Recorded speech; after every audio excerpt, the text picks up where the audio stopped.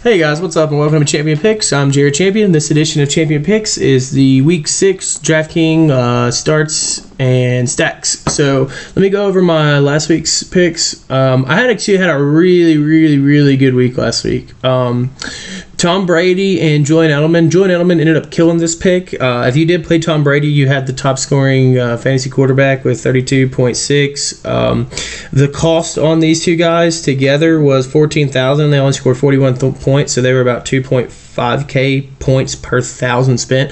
Just to give you a little math game behind DraftKings, how you want to kind of analyze your lineups and do things. You get $50,000 to spend, and the person who won $1 million this weekend had a score of around 247, I think, around 250. So if you take 50 and divide that by 1,000, so every $1,000 spent, you need to get 5 points. You know, 5 times 50 is 25. That'd be 250 points. So for every $1,000 spent, you want to get as close to 5 points as possible. So this was actually only half of that. So it wasn't that good of a call. It was a bad call. If I would have had Martellus Bennett stack with him, that would have been amazing. That would have been the best stack of the week. So Brady, Martellus Bennett was the best stack of the week. Let's go on to our second.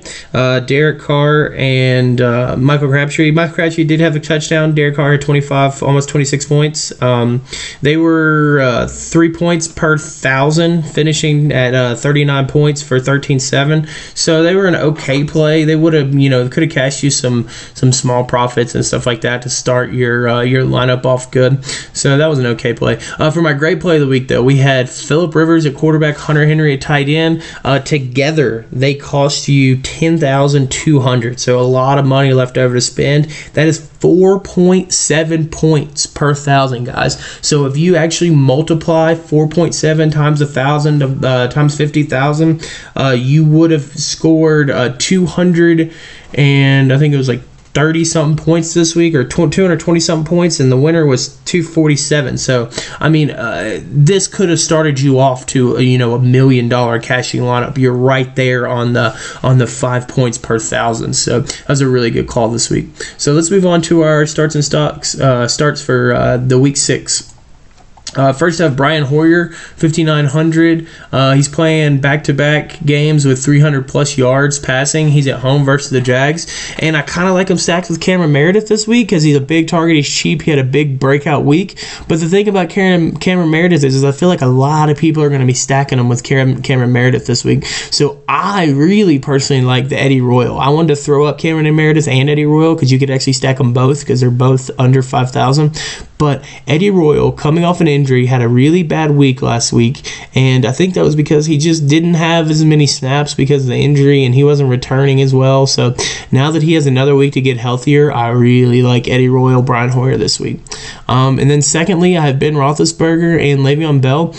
The thing I have here is I feel like there's going to be a low ownership, low floor. So Ben Roethlisberger is the third most expensive quarterback, and Le'Veon Bell is the first most expensive running back. So I feel like just because of that, it's going to deter a lot of people from owning them. But I don't think it should because they're playing at Miami, and Miami's defense is notoriously bad. So, if you go by the rule of 5,000 per thousand, I'm pretty much saying that these two guys together are going to score about 80 fantasy points, 75 to 80, which seems like a lot, but if you've been watching Steelers games, that can happen. And if they do have those good games like they should against Miami, and since they're so expensive this week, I feel like a lot of people are going to shy away and try to get more bargain deals. So you might not get to sneak in with a little backdoor chalk here on Ben Roethlisberger and Le'Veon Bell. Kind of how it was 3 weeks ago when Julio Jones and Matt Ryan were the chalk play and nobody played them, and then the $1 million maker was Julio Jones, Matt Ryan. So, and then third, let's go to Brock Osweiler at home.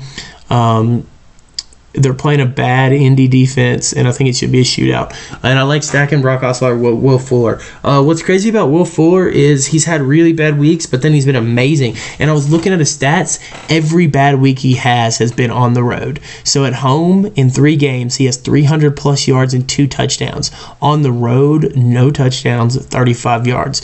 Texans are a notorious home team. They've covered against the spread at home for I think like the past 7 times in a row. So I really like this stack at home. Let's move on to some of the likes that I have for this week. Zach Ertz tight end 4,000. Washington allows the 4th most DraftKings fantasy points to tight end this year at 17.2 per game. So Zach Ertz coming off a tough loss, Philly at the Lions, and I really think that seeing that he's cheap and Washington allows a lot to tight ends, he's going to be a must-play this week, so I really like Zach Ertz. Jeremy Maclin, wide receiver for Kansas City, he's playing at Oakland. Oakland has that bad passing defense. And, he's kind of like a mid-level chalk play, but I still kind of like him. DeMarco Murray, at home versus the Browns. Tennessee doesn't have much else they can do. The Browns' running defense has been decent, but DeMarco Murray is one of those studs that you have to start no matter the matchup. I remember when he played for Dallas, people were like, oh, he can't keep up this 100. I think he had 7 games in a row with 100 yards to start the season. He can't keep this up, and people weren't starting him in DraftKings, and he just kept going and going and going. They're just feeding him the ball. And that's kind of the same thing with LeSean McCoy. He's really good. Guys, he played like, I think, a top 5 running defense in LA last week on the road and tore them up, made them look silly. He's playing at home versus the Niners, and they don't have Sammy Watkins, and with Tyrod Taylor not throwing the ball exceptionally well, he is running and he's not making a lot of mistakes, but I think Shady McCoy is a good play even at 6,900.